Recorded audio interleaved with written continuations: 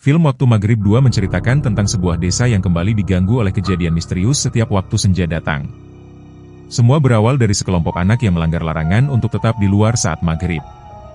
Sejak saat itu, hal-hal aneh mulai terjadi, dari sosok nenek tua yang muncul tanpa suara, sampai rahasia kelam yang pelan-pelan kebuka dan menghubungkan masa lalu dengan kejadian sekarang. Film ini bukan cuma soal ketakutan, tapi juga tentang penyesalan, kepercayaan, dan batas antara dunia yang terlihat dan yang enggak.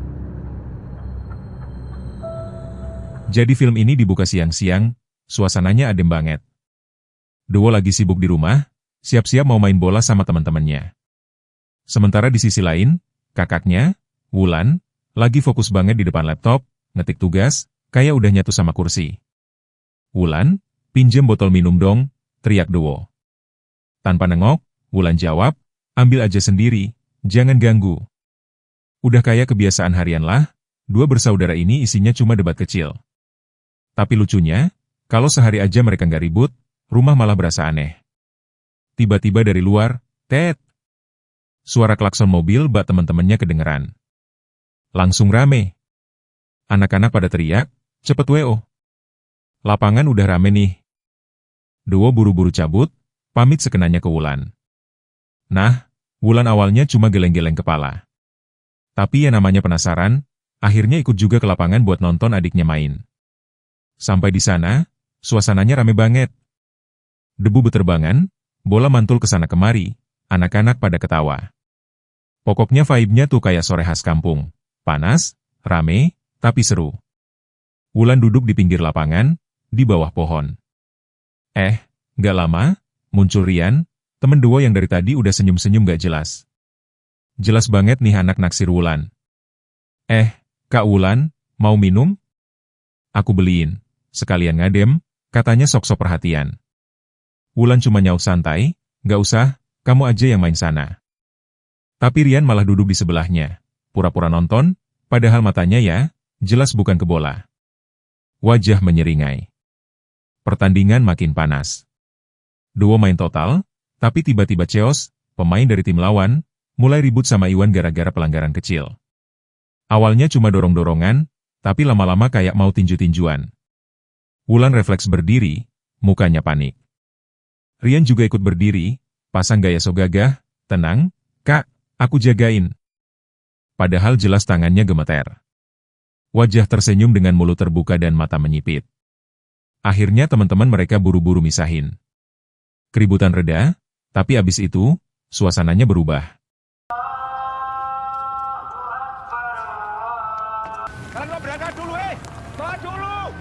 Setelah suasana lapangan mulai sepi, film langsung potong ke tempat lain, pasar sore.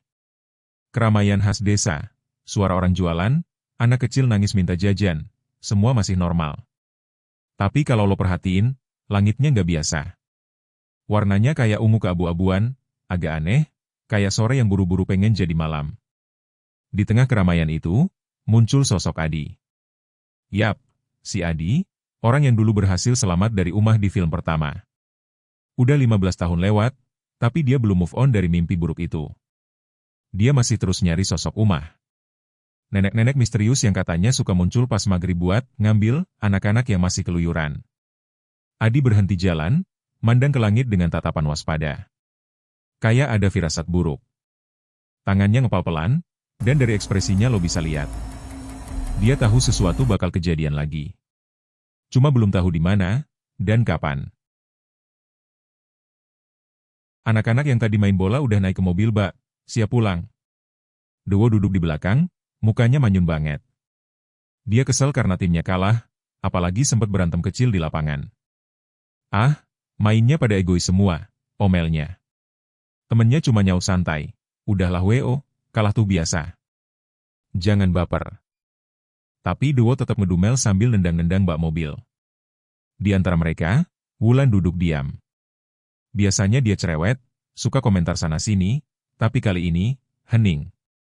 Matanya kosong ngeliat ke depan, kayak lagi nggak di tempat itu.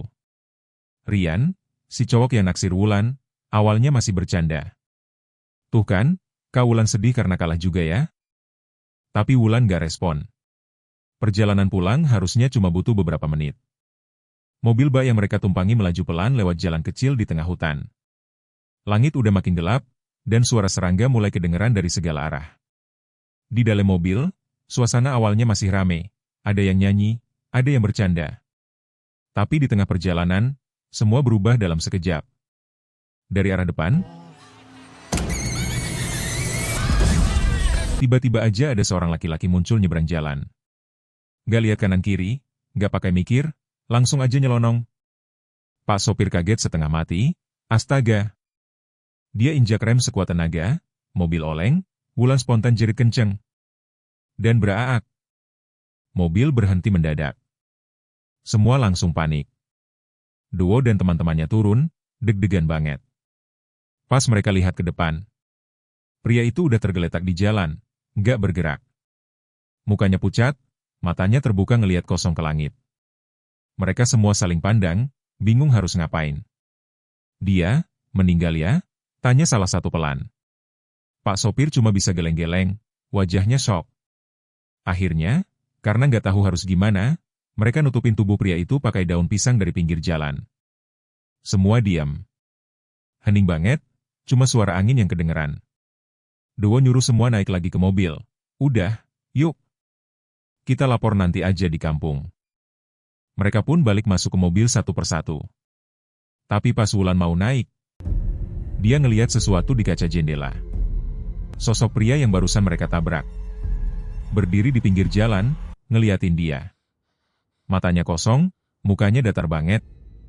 Dan tangannya perlahan ngangkat, mengayun pelan, kayak ngajak Wulan buat ngikut ke dalam hutan. Wulan yang tadi masih pucat, tiba-tiba kayak berubah.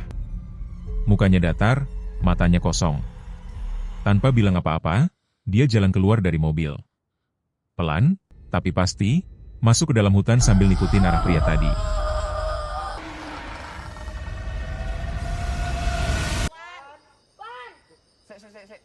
Malam itu, suasana desa udah beda banget dari biasanya. Biasanya cuma ada suara jangkrik, motor lewat 2 kali. Udah, sepi. Tapi malam itu, ada sirine polisi. Warga ngumpul di depan rumah Wulan, semuanya bisik-bisik. Kayak lagi ngomongin sesuatu yang gak pengen mereka percaya. Polisi akhirnya nemuin Wulan. Dia udah di rumah, duduk di kamarnya, ditemani ibunya sama beberapa warga yang sibuk nenangin. Tapi anehnya, Wulan cuma diam. Matanya kosong, tatapannya lurus ke depan, kayak lagi ngeliatin sesuatu yang cuma dia bisa lihat. Ibunya gemetaran, megang tangan Wulan sambil ngomong pelan. "Nak, ngomong dong. Ada apa? Kamu kenapa?" Tapi nggak ada respon. Wulan kayak boneka hidup, ada raganya, tapi jiwanya entah jalan kemana. Dia nggak nangis, nggak ngomong, cuma duduk di ujung ranjang sambil senyum tipis banget. Senyum yang bikin bulu kuduk berdiri, karena bukan senyum manusia biasa. Duo datang pelan-pelan ke depan pintu kamar. Dia cuma berdiri, ngeliatin kakaknya dari jauh. Wajahnya campur aduk, takut, bingung, tapi juga kasihan. Ibunya sadar, langsung nepuk pundaknya pelan. "Udah, W.O., biarin dulu. Kakakmu lagi nggak baik-baik aja." Duo ngangguk pelan, tapi matanya masih nempel ke Wulan. Kayak pengen percaya kalau itu masih kakaknya yang dulu. Kamera mulai ngezoom ke wajah Wulan. Dan di situ kelihatan jelas, ada sesuatu yang salah. Tatapannya kosong, tapi senyumnya itu kayak ada yang ngontrol dari balik tubuhnya. Sementara itu, di tempat kejadian sebelumnya, suasananya juga nggak kalah tegang. Lampu mobil polisi masih nyala, warga pada berdiri di pinggir jalan. Dan di situ, datanglah Adi. Yap, si Adi dari film pertama, anak yang dulu selamat dari sosok Umah. Dia jalan pelan, matanya awas, ngelihat sekitar kayak udah hafal pola kejadian kayak gini. Dia nyamperin salah satu warga. "Mas, rame amat, ada apa ini?" Warga langsung jawab cepat. "Itu, Mas, anak-anak yang tadi kecelakaan. Ada yang hilang. Belum ketemu sampai sekarang." Wajah Adi langsung berubah. Ketik di kolom komentar. Lanjutkan.